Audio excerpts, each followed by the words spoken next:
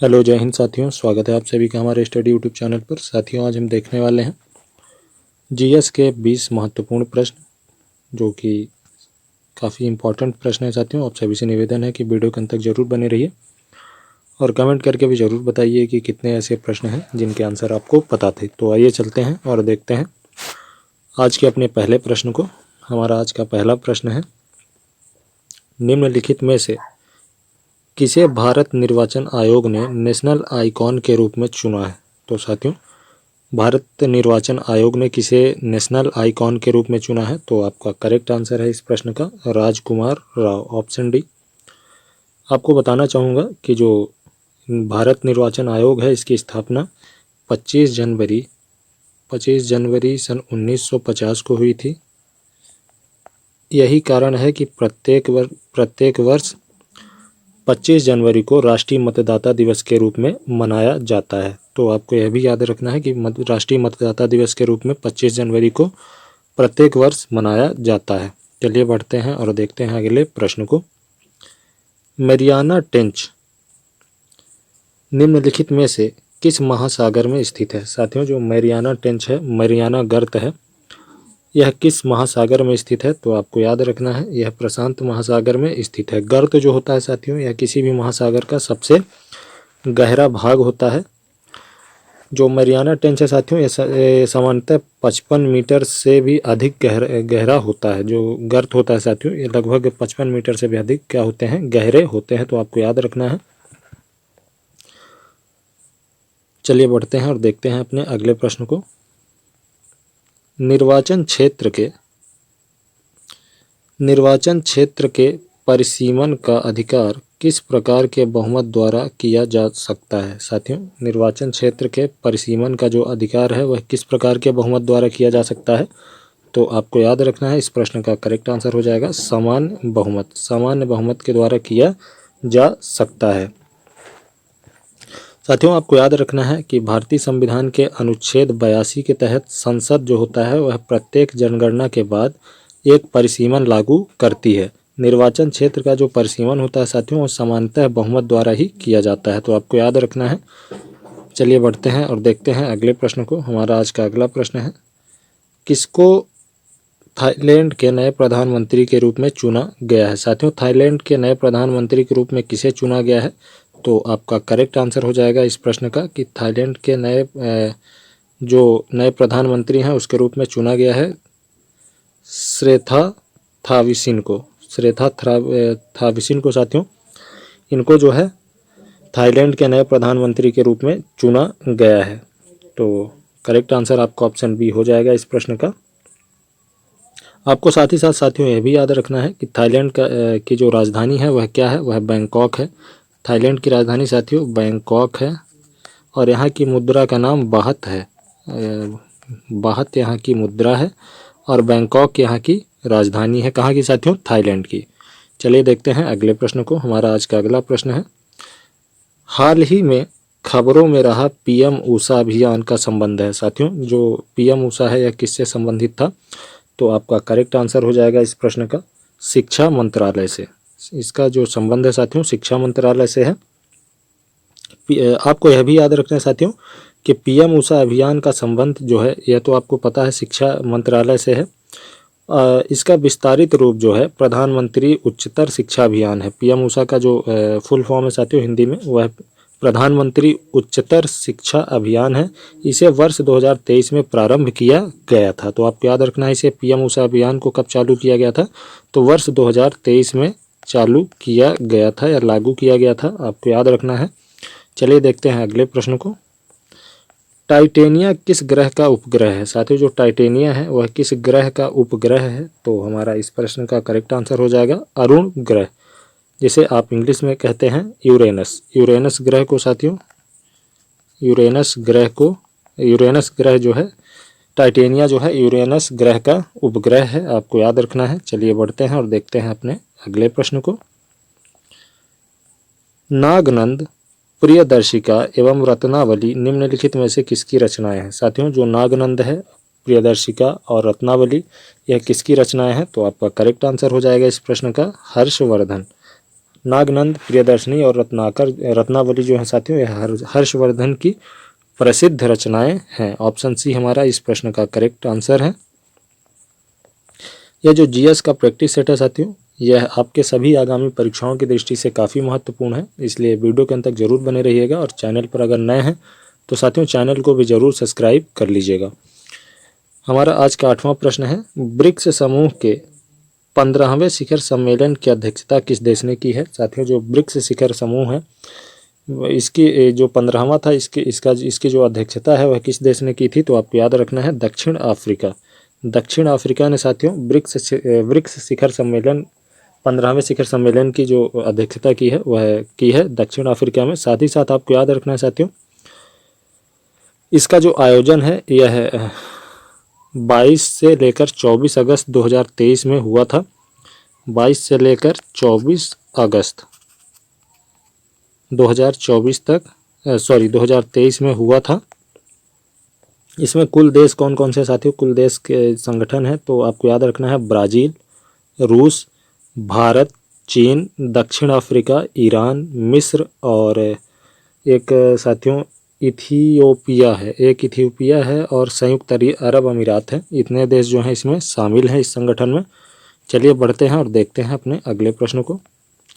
निम्नलिखित में से कब जमींदार सभा की स्थापना की गई। साथियों इनमें से कब जमींदारी सभा की स्थापना की गई थी, तो आपका करेक्ट आंसर है इस प्रश्न का वर्ष 1938 में। वर्ष 1938 में जमींदार सभा की स्थापना की गई थी। और साथ ही साथ साथियों आपको यह भी याद रखना है कि वर्ष 1938 में जो है, यह तो आपको क्लियर है कि जमींदार सभा की स्थापना की गई थी। इस सभा का उद्देश्य साथियों जो है जमींदारों के हितों की रक्षा करना।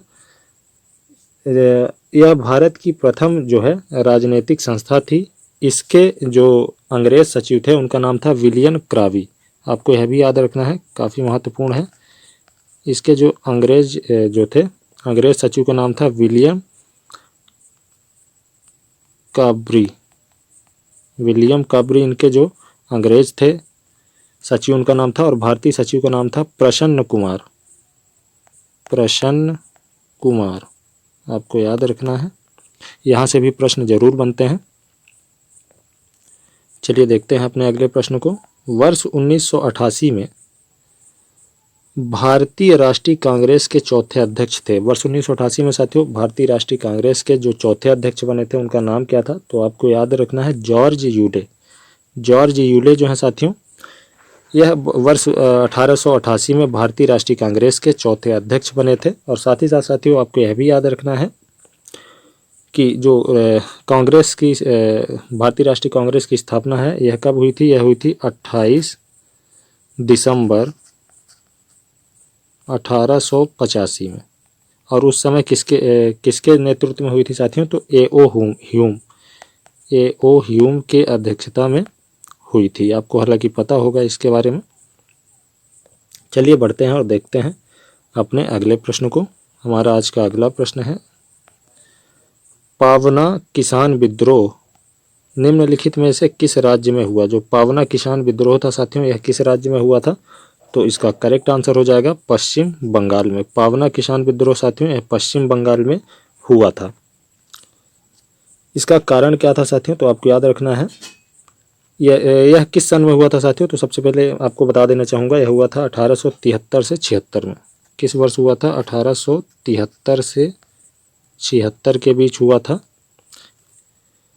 इसका कारण क्या था साथियों, तो जो प्रथम जमींदारों द्वारा लगान में दरों को कानूनी सीमा से अधिक बढ़ा देना। और दूसरा कारण क्या था, तो 1859 ईस्वी के अधिनियम 10 के तहत जो है काश्तकारों को जमीन पर मिले अधिकारों से जमींदारों द्वारा वंचित कर देना। तो यही मेन कारण थे साथियों इसके पावना आंदोलन के। तो आपको याद रखना है, टाइम भी आपको याद रखना है, 1873 से 76 के बीच में हुआ था। हमारा आज का 12वां प्रश्न है, वेदों को अपौरुष क्यों कहा गया है। तो साथियों जो वेद हैं उनको अपौरुष क्यों कहा गया है, तो इसका कारण है क्योंकि वेदों की रचना जो है वह देवताओं द्वारा की गई थी। आपको देवता जो थे उनके द्वारा की गई थी। चलिए देखते हैं अपने अगले प्रश्न को। हमारा आज का अगला प्रश्न है, भारत में श्वेत क्रांति के जनक कौन माने जाते हैं। साथियों यह प्रश्न जो है काफ़ी इम्पोर्टेंट है। क्रांतियाँ जितनी भी हुई हैं क्रांतियों से आपको पता है कि 1-2 क्वेश्चन बन जाते हैं। तो भारत में जो श्वेत क्रांति है साथियों, इसके जनक किसे कहा गया है? तो आपको याद रखना है, पहला ऑप्शन ये हमारा करेक्ट आंसर हो जाएगा, doctor V Kurien. Doctor V Kurien को साथियों श्वेत क्रांति का जनक कहा जाता है। श्वेत क्रांति की जो शुरुआत है साथियों, वर्ष 1970 में हुई थी। यहाँ से भी प्रश्न जरूर बनते हैं। वर्ष 1970 ईस्वी में श्वेत क्रांति की शुरुआत हुई थी और इसके जनक आपको मैंने अभी बताया डॉक्टर वी कुरियन थे। चलिए देखते हैं अगले प्रश्न को। हमारा आज का अगला प्रश्न है, नदी का वह ज्वारी मुहाना जहाँ पर ताज़ा और खारा पानी परस्पर मिश्रित होता है क्या कहलाता है? नदी का वह मुहाना साथियों जहाँ पर ताज़ा पानी और खारा पानी मिश्रित होता है उसे कहा जाता है एस्चुरी। आपको याद रखना है उसे क्या कहा जाता है, तो उसे कहा जाता है एस्चुरी। आपकी जानकारी के लिए बता दूं साथियों, जैसे कि मैंने अभी आपको बताया कि नदी का वह मुहाना जहाँ ज्वार जो क्या होते हैं, ताज़ा पानी और खारा पानी होते हैं, उनका मिश्रण होता है, उसे एस्चुरी कहा जाता है। नर्मदा और ताप्ती भारत की 2 बड़ी नदियां हैं साथियों, जो पश्चिम की ओर बहती हैं और ज्वारनद मुख का निर्माण करती हैं। तो आपको याद रखना है नर्मदा, ज्वारनद मुख का निर्माण नर्मदा और ताप्ती, ये 2 बड़ी नदियां हैं जो किस ओर बहती हैं, तो यह बहती हैं पश्चिम की ओर बहती हैं और ज्वारनद मुख का निर्माण करती हैं। यहाँ से भी क्वेश्चन पूछा जाता है, माफ़ी चाहूँगा, ज्वारनद मुख का निर्माण करती हैं। चलिए बढ़ते हैं और देखते हैं अगले प्रश्न को। हमारा आज का अगला प्रश्न है, जन संपत्ति के संरक्षण के रूप में किसे जाना जाता है? साथियों जन संपत्ति के संरक्षण के रूप में किसे जाना जाता है? तो इसमें से आपका करेक्ट आंसर हो जाएगा नियंत्रक और महालेखा परीक्षक। नियंत्रक और महालेखा परीक्षक जो है, इसे जन संपत्ति के संरक्षण के रूप में जाना जाता है। नियंत्रक और महालेखा परीक्षक को साथियों, जैसे कि हमने आपको बताया, पब्लिक पर्स के रूप में जाना जाता है। इसकी चर्चा जो है साथियों संविधान के भाग 5 के अनुच्छेद 148 में की गई है। किसमें साथियों? तो भाग 5 में और अनुच्छेद 148 अनुच्छेद में इसकी चर्चा की गई है। किसकी साथियों? नियंत्रक और महालेखा परीक्षक की। तो अगर आप चाहें तो देख सकते हैं, कैगा परमाणु ऊर्जा संयंत्र किस राज्य में स्थित है? साथियों जो कैगा परमाणु ऊर्जा संयंत्र है, यह किस राज्य में स्थित है? तो आपका करेक्ट आंसर हो जाएगा कर्नाटक में। कर्नाटक में साथियों कैगा परमाणु ऊर्जा संरक्षण स्थित है। और साथियों यह जो है वर्ष 2000 से कार्यरत है। आपको याद रखना है कि वर्ष 2000 से कार्यरत है, वर्ष 2000 ईस्वी से कार्यरत है। इसका संचालन जो है साथियों अब भारतीय नाभिकीय विद्युत निगम लिमिटेड द्वारा किया जा रहा है। और इसकी जो स्थापित क्षमता है साथियों, यह 880 मेगावाट है। कितने मेगावाट है? तो 880 मेगावाट है। आपको याद रखना है। और इसका संचालन कौन कर रहा है? तो आपको याद रखना है भारतीय नाभिकीय विद्युत निगम द्वारा किया जा रहा है। उत्पादन क्षमता 880 मेगावाट। चलिए चलते हैं और देखते हैं अगले प्रश्न को। अरुणाचल प्रदेश की राजधानी है साथियों, काफ़ी सिंपल सा क्वेश्चन है। अरुणाचल प्रदेश की राजधानी क्या है? तो आपको बता दें ईटानगर। और इससे जुड़े जो फैक्ट हैं साथियों वह भी मैं आपको बताना चाहूँगा। अरुणाचल प्रदेश जो है उसे अपनी भौगोलिक स्थिति के कारण उगते हुए सूर्य का प्रदेश भी कहा जाता है। उगते हुए सूर्य का प्रदेश भी कहा जाता है। उगते सूर्य का प्रदेश भी कहा जाता है। पूरा लिखने में काफ़ी टाइम लग जाएगा, वीडियो काफ़ी लंबी बन जाएगी। इसका जो साथियों एक और फैक्ट मैं बताना चाहूँगा, इसका जो राज्य पक्षी है वह ग्रेट हॉर्नबिल है और राज्य पशु जो है साथियों वह मिथुन है। राज्य पशु जो है वह मिथुन है तथा इसका राज्य वृक्ष हॉलोंग है। राज्य वृक्ष जो है साथियों वह हॉलोंग है। आपको याद रखना है, राज्य पशु मिथुन, राज्य पक्षी जो है हॉर्नबिल। हॉर्नबिल साथियों इसका राज्य पक्षी है और इसे इसकी भौगोलिक स्थिति के कारण उगते हुए सूर्य का प्रदेश भी कहा जाता है अरुणाचल प्रदेश को। बोलगा नदी निम्नलिखित में से किस देश में बहती है? साथियों जो बोलगा नदी है यह किस देश में बहती है? तो आपका करेक्ट आंसर हो जाएगा रूस। रसिया में साथियों बोलगा नदी बहती है। आपको याद रखना है यह रूस की राष्ट्रीय नदी है। पहला फैक्ट तो यह हो गया साथियों, यह रूस की क्या है? राष्ट्रीय नदी है। रूस की राष्ट्रीय नदी है। आपको याद रखना है रूस की राष्ट्रीय नदी है। यह नदी मॉस्को के उत्तर पश्चिम में बल्ढाई पहाड़ी से निकलती है। कहाँ से निकलती है साथियों? यह बल्ढाई पहाड़ी से निकलती है। यह यूरोप की सबसे लंबी नदी है। आपको यह भी याद रखना साथियों, यूरोप की सबसे लंबी नदी है ये। कौन सी? तो वोल्गा नदी।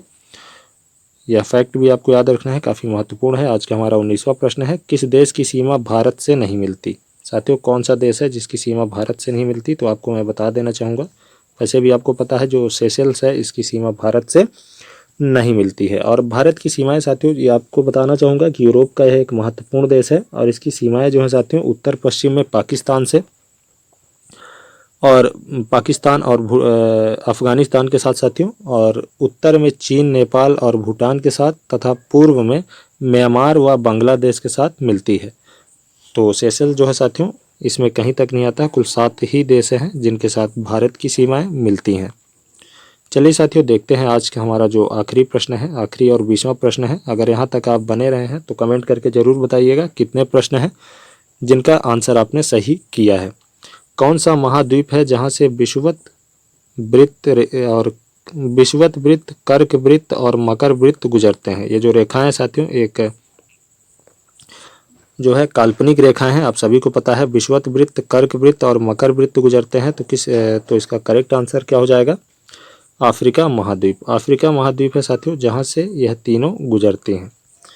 तो साथियों, यह थे आज के हमारे 20 महत्वपूर्ण प्रश्न। आशा करते हैं यह वीडियो आपको काफ़ी पसंद आई होगी। अपना सुझाव कमेंट बॉक्स में ज़रूर दीजिएगा और ज़रूर बताइएगा कि कितने ऐसे प्रश्न हैं जिनके उत्तर आपको पता थे। तो चलिए साथियों, मिलते हैं अपने नेक्स्ट वीडियो में। तब तक के लिए बहुत बहुत धन्यवाद।